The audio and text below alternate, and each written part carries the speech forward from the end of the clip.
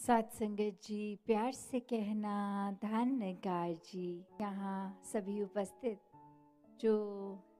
हमेशा दिल अपना इस परमपिता परमात्मा इस निराकार में लगा के ये भक्ति भरा जीवन बिता रहे हैं, तो वो जो भाग की बात आती है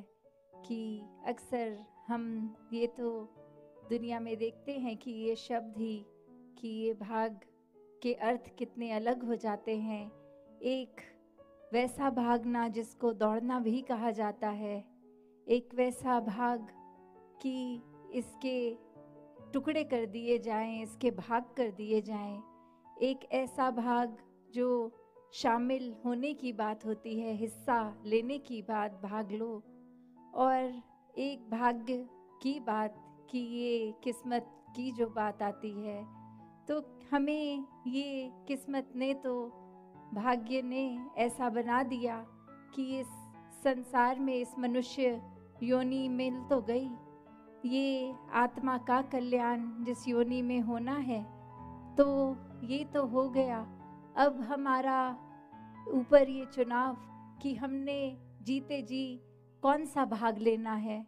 क्या हमने अपने कर्तव्य जिम्मेवारियां और जो मनुष्य जन्म का परम लक्ष्य ये परमात्मा को पाना, अपने आप की पहचान करनी, इसमें कैसा भाग्य लेना है?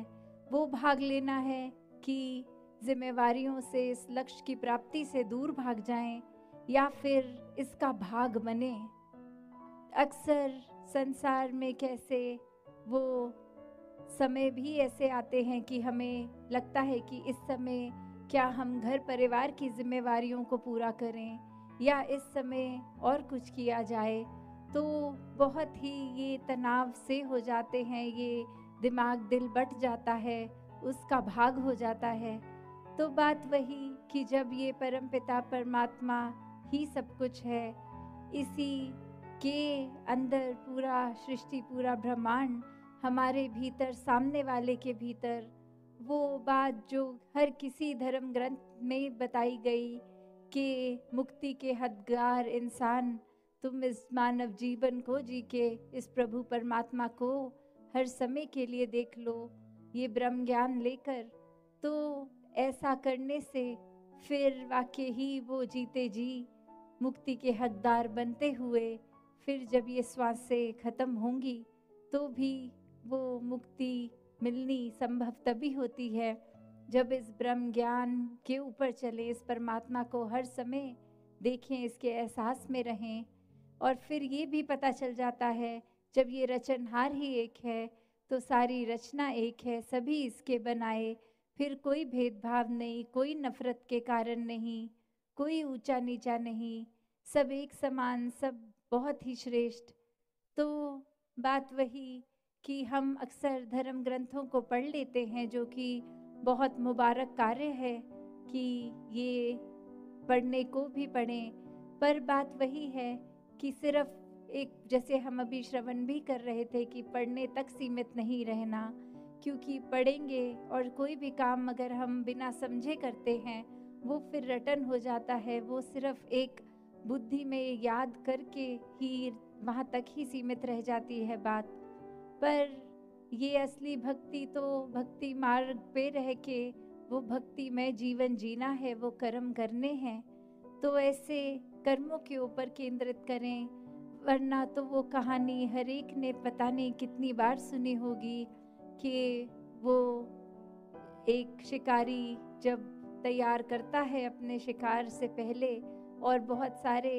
बीज डाल देता है कि ये पंछी चिड़िया आके बीज खाएंगी, और उसी समय वो एक नेट से उनको पकड़ा जाया जा सकता है, वो पंछियों का शिकार किया जा सकता है। और उसी में एक पंछी ने सबको ये बात बता दी और वो फिर सिर्फ रटन रूप एक बार बार बोलते गए, शिकारी आएगा, दाना डालेगा, हम दाना नहीं खाएंगे, हम फंसेंगे नहीं। तो वही रटन की तरह करते तो रहते, और अब वो शिकारी को लगता कि ये तो समझदार हो गए हैं, मैं दाना डाल भी दूंगा तो ये मेरे झांसे में नहीं आएंगे। और फिर भी एक दिन चांस लेके जब वो ऐसा करता तो हर पंछी फिर वही रटन तो कर रहा है कि हम फंसेंगे नहीं, और फिर भी दाना डालते ही सब वो दाना चुगने जाते हैं और कैसे उस नेट में फंस के, वो जाली में फंस के वो शिकार बन जाते हैं। और जब शिकार बने भी गए तो भी यही बोली जा रहे हैं कि शिकारी आएगा, दाना डालेगा, हम नहीं फंसेंगे। तो बात वही, ये रटन का मार्ग भक्ति मार्ग नहीं है। ये एक परमात्मा को समझ के, देखकर, इससे प्यार करके फिर हर कार्य करना भक्ति बन जाता है। ऐसा जीवन ही जीना संतों ने सिखाया है कि कर्तव्यों से, अपने जिम्मेवारियों से पीछे नहीं होना, पर सबसे पहले प्राथमिकता फिर भी इस परमात्मा को ही देनी है। मन में सिर्फ परमात्मा जब होता है तो वहम भुलेखे, अंधविश्वास इत्यादि सब दूर होते जाते हैं, क्योंकि ये स्पष्ट होना, एक जीवन में वैसे भी हम कोई भी कार्य करें तो वो अंधाधुंध कार्य ना हो, उसके पीछे वो कारण पता हो कि हम अगर ऐसा कर रहे हैं तो क्यों, तो वो स्पष्टता होनी जैसे हर चीज़ में ज़रूरी है, वैसे ही आध्यात्मिकता का मार्ग, भक्ति का मार्ग, सबकी अपनी भक्ति, एक यूनिक रिश्ता अपना और परमात्मा का जो बनता है, तो ये हर एक को सही कारण से करना है, किसी डर डरावे से नहीं, किसी और कारण से नहीं कि घर पे सब कह रहे हैं सत्संग पे चलो तो एक किसी का मन रखने के लिए चले गए। सत्संग तो मन से की जाती है, सेवा सुमिरन निस्वार्थ होके, ये मन की तार परमात्मा से जोड़नी है तो निस्वार्थ होके, एक अपने किसी वजह से नहीं, एक डर से नहीं, सिर्फ और सिर्फ प्रेम के ऊपर आधारित है ये भक्ति का रिश्ता। तो अपने रूह की इस परमात्मा से मिलन के लिए भक्ति की जाए, सही कारण से भक्ति की जाए, तो दातार सभी पे कृपा करे कि ये भक्ति में जीवन हर किसी के हिस्से आए, सभी अपना रुझाव आध्यात्मिकता पे लगाएं, ये स्पिरिचुअल ग्रोथ हर एक की हो, हर कोई